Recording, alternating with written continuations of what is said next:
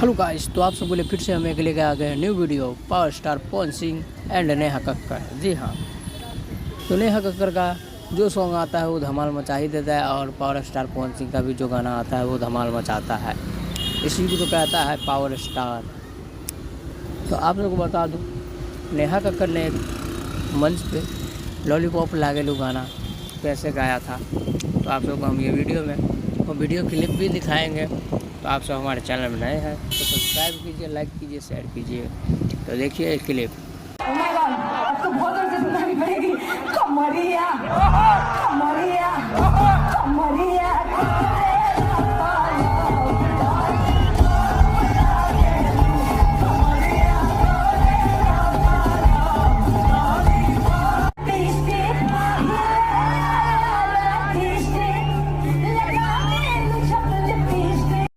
तो आप लोगों ने वीडियो में देख ही लिया होगा, ये पावर स्टार पवन सिंह का जलवा है। जी हाँ, ये गाना जो है तो पावर स्टार पवन सिंह को 95% आगे करने में, जो पवन सिंह को सुपरस्टार से पावर स्टार बनाने में ये गाने का हाथ है।